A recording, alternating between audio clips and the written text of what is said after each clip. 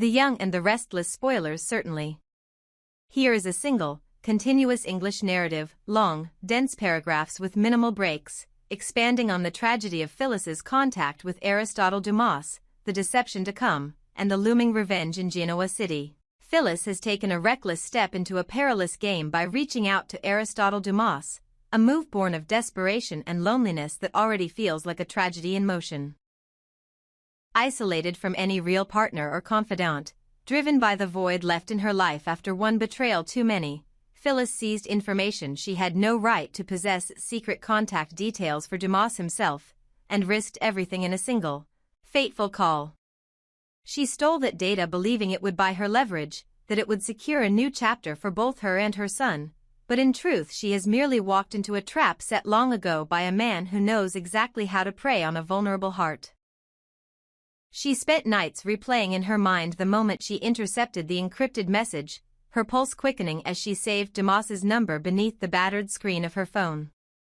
In her solitude the prospect of connection kindled hope, while the whisper of revenge stirred courage. She convinced herself that she could manipulate him just as deftly as she manipulated circumstances in the past. Yet Dumas has watched her maneuvers from afar, calculating, patient, ready to turn her ambition against her. He recognized the telltale signs of her loneliness, the soft undercurrent of longing beneath her bravado, and he scented weakness in her desire for intimacy. Phyllis, always brilliant in mind games, finds herself outmatched when the stakes become her own heart. When Dumas answered her call, his voice was calm and measured, an unexpected contrast to the frantic beating of Phyllis's heart. He offered gentle reassurances, playing on the fragile hope she carried like armor, making her believe that he, too, sought an ally and perhaps even something more profound, a genuine bond beyond shared secrets. Their text exchanges began innocently, peppered with polite inquiries and guarded flirtations, but soon blossomed into declarations of affection so swift and so sincere that Phyllis, unaccustomed to such warmth, allowed herself to relax.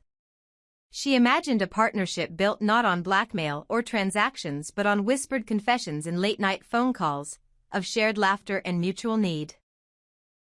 Dumas fed her that illusion, weaving lines of flattery that stroked her wounded pride, telling her that she was unlike any woman he had met in Genoa City, a city rife with ambition and greed. Time and again, Phyllis reread messages in which Dumas professed admiration for her tenacity and intelligence, declarations that glowed on her screen like embers to a flame-starved soul. She forgot the warnings of her own gut, the echoes of past betrayals that taught her never to trust too deeply. She succumbed until every message carried the weight of a promise: I care for you. We will be more than this. And in believing him, she walked blindly toward the moment that would expose his true face. The date they agreed upon looms like an eclipse destined to darken her world. In a nondescript cafe owned by a minor player in the Newman orbit, Phyllis will sit across from Aristotle Dumas, eager to see the man who so skillfully commanded her emotions. She will arrive alone, wearing carefully chosen attire meant to convey both vulnerability and strength, her pulse a fierce drum of anticipation and dread. Little will tip her to the fact that every step she has taken, the theft, the late-night texts, the impulsive phone call, has been orchestrated to propel her into his web. Dumas's cunning will be revealed in the smallest of things. The faint hesitation in his smile, the precise manner in which he slides an envelope across the table, the way his eyes flicker ever so briefly with triumph before he masks it with congeniality. There will be no dramatic outburst, no overt confession of malice. Instead, he will calmly present evidence of her misdeeds to those who hold real power in Genoa City, ensuring that her reputation shatters just as completely as her heart. He will show her photographs of the stolen file in her handwriting, screenshots from the very phone she used, and a sealed letter addressed to Victor Newman acknowledging her betrayal. He will remind her, softly but unmistakably, that he holds all the cards, her secrets, her son's future, her very standing among the elite. And as she hears his measured words, the truth will strike her harder than any betrayal before: she was never seducing him. She was bait for a vengeance he has nurtured longer than she has known. In that moment of revelation, Phyllis's world will fracture. The quiet determination she once carried will melt into despair, and in her chest a grief deeper than any before will spread. She will realize that it is not merely her heart that has been toyed with, but her entire life, elevated only to be discarded at the whim of a man who thrives on manipulation. Yet even as the magnitude of her error crashes upon her, the seeds of a larger revenge will take root within her own resilient spirit. For if Aristotle Dumas thought to show her weakness, he has underestimated Phyllis's capacity to fight back. The tragedy of her initial misstep will ignite a blaze of retribution, and soon Genoa City itself will tremble at what she unleashes.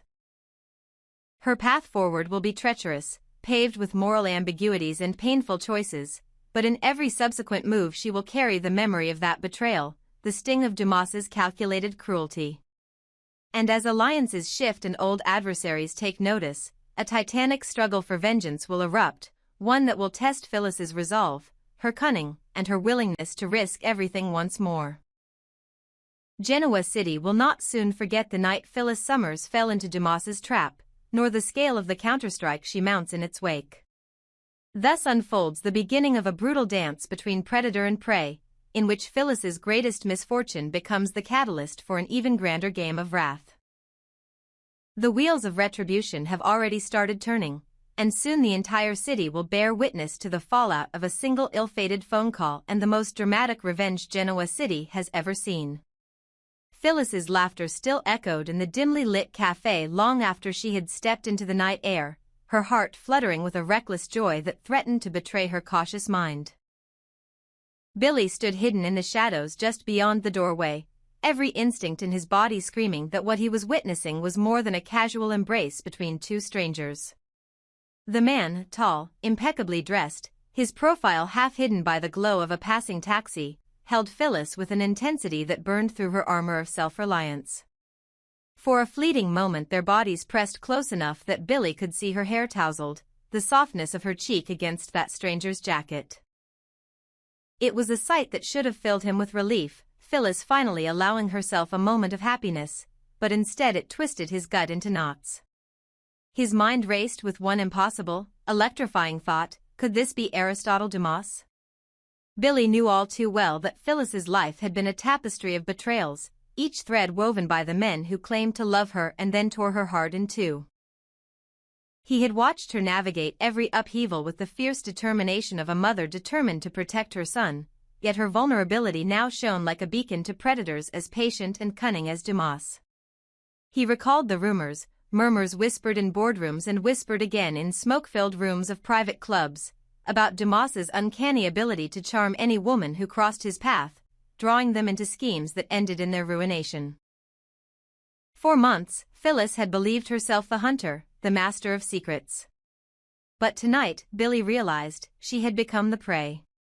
Still concealed by a weathered brick column, Billy's brow furrowed as he debated his next move. He knew he should report this to Victor Newman, the one man in Genoa City with the resources and ruthlessness to counter whatever threats Dumas might pose. But Phyllis and Victor were locked in a bitter war, each maneuvering against the other's interests at every turn.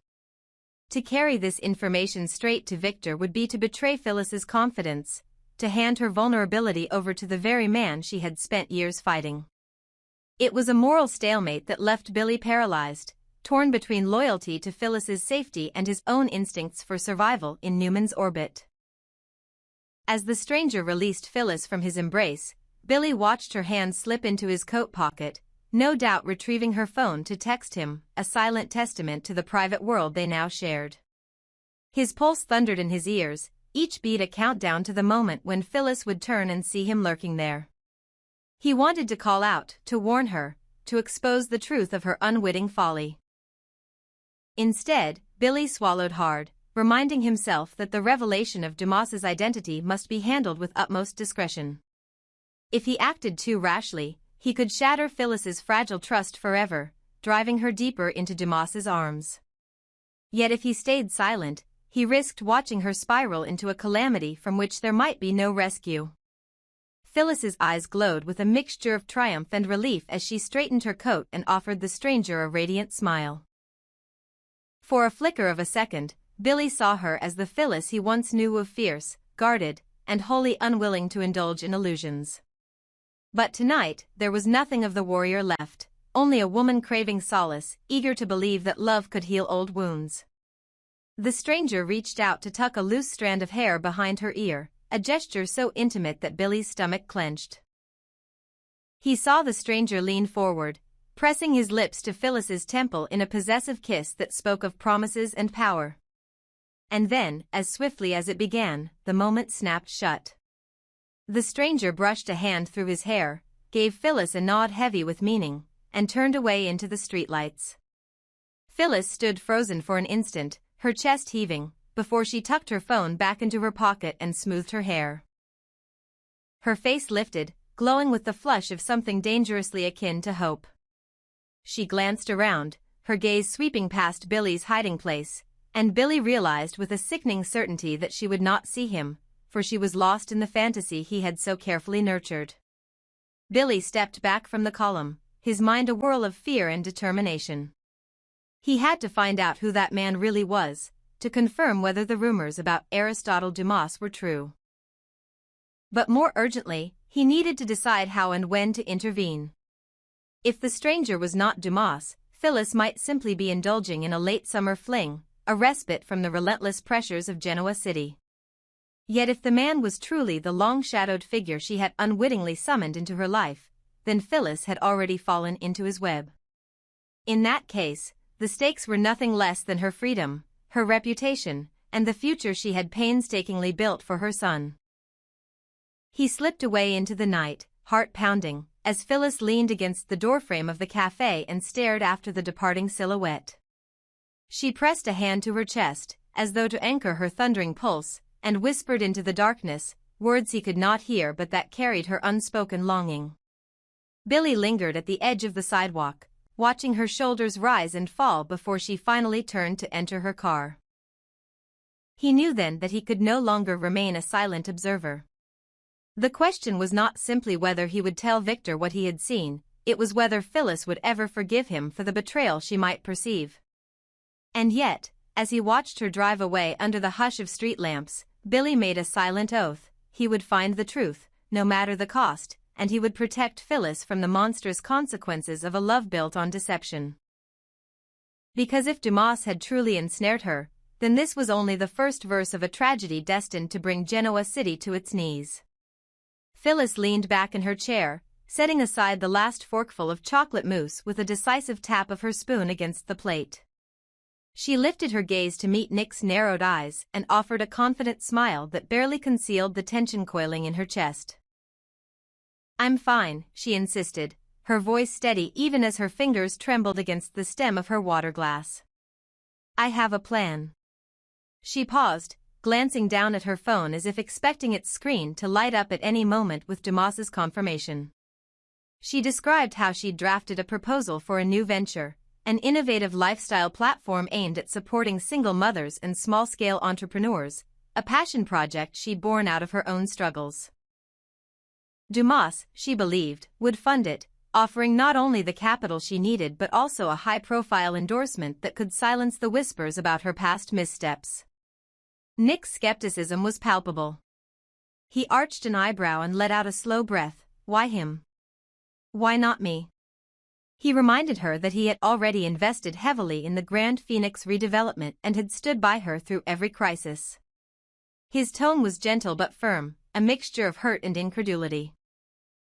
Phyllis swallowed, the memory of late nights spent poring over figures and projections flashing before her eyes. She admitted that a financial deal with Nick felt too personal, that she feared mixing friendship with money, even though she knew deep down that he would never exploit her vulnerability. When the waiter arrived with the check, she signaled him away and said softly, "I feel like I'm adrift, Nick. My son pulls away whenever I mention work, like he thinks I'm chasing ghosts. I need something to anchor me, something that proves I can still build a future for us." Nick's expression softened. He reached across the table to cover her hand, and in that moment the hum of the restaurant faded into the background. They left the bistro hand in hand and strolled through the nearby square, bathed in the golden light of early evening. The air was cool and fragrant with spring blossoms, and Nick suggested they head to the park to clear their heads. As they wandered beneath a canopy of budding trees, he pointed out the benches and playgrounds where families laughed, an image that both comforted and pained Phyllis. She confessed that every time she saw children playing, she wondered whether she'd made the right choices, whether her relentless pursuit of security had cost her the simple joys she once craved. Nick listened without judgment, occasionally brushing a stray lock of hair behind her ear. He reminded her that she was not alone. That despite everything, he remained steadfast, willing to shoulder her burdens if she allowed him. They talked of her son's retreat into silence, of the silent walls he built around his heart. Phyllis's voice wavered as she admitted that motherhood had become a challenge she never anticipated, that nurturing her own dreams often felt at odds with nurturing him. Nick squeezed her hand and proposed an impromptu getaway. A weekend by the lake, far from the glare of Genoa City, where they could rediscover the laughter that once bound them. His words were simple, but they carried the weight of a promise. By the time they reached the park's edge, the sky had deepened to the soft purple of dusk, and the lampposts flickered to life. Phyllis stood still for a moment, closing her eyes as if to anchor herself in the present. She felt the familiar swell of anxiety. The sense that she was drowning in obligations, in half-kept secrets, in the looming meeting with Dumas. Nick wrapped his arms around her from behind and whispered against her hair that the worst was over, that whatever storms lay ahead, she would not face them alone. She leaned into him, allowing herself a rare moment of vulnerability. And as his steady presence surrounded her, a quiet resolve settled within her chest. She would meet Dumas on her own terms, armed not only with the promise of her project but with the awareness that she was stronger than she had believed. The evening breeze carried the faint scent of honeysuckle and new beginnings, and despite the unknown perils that awaited her, despite the trap she suspected lay in Dumas's charm, Phyllis Summers felt, for the first time in a long while, that she might just emerge unbroken.